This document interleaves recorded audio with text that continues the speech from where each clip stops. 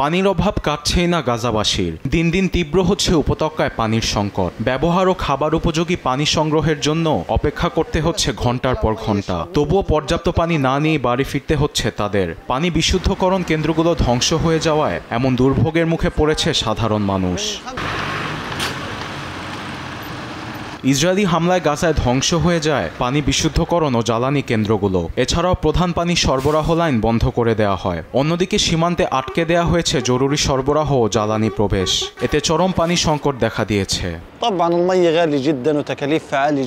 পানি ট্রাকে ভর্তি করতে প্রায় 5 ঘন্টা অপেক্ষা করতে হয়। আমরা পানি তখনই পাই যখন কোনো সংস্থা অথবা প্রতিষ্ঠান উদ্যোগ নেয়। উৎপাদন খরচ বেশি হওয়ায় 1000 লিটার পানি কিনতে প্রায় $26 খরচ হয়। ইউনিসেফের তথ্য অনুসারে প্রায় 10 লাখ মানুষ জনপ্রতিদিনে 6 লিটার পানি সংগ্রহ করে, যা এক সময় ছিল গড়ে 16 লিটার। এর মধ্যে 4 লাখ শিশু রয়েছে পানি সংকটে। এছাড়াও ইউনিসেফ সতর্ক করে বলেছে, আগামী সপ্তাহে জ্বালানি শেষ হলে এর পরিমাণ 4 লিটারের কম হতে পারে, যা চরম স্বাস্থ্য ঝুঁকির কারণ হয়ে দাঁড়াবে। পানি ছাড়া কোনো জীবন হতে পারে না। দূর দূরান্ত থেকে আসা পানির ভাগ পেতে অপেক্ষা করতে হয়। কূপের পানিও যথেষ্ট আসে না।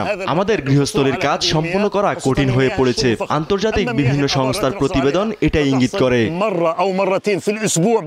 সংস্থাটি আরও জানায়, যুদ্ধবিরতি ভেঙে পুনরায় ইসরায়েলি হামলায় বন্ধ হয়ে যায় কূপ ও জলাশয় মেরামতের কাজ। এতে জলের উৎস মেরামত অসম্ভব হয়ে উঠেছে। নিউজ ডেস্ক, দেশ টিভি।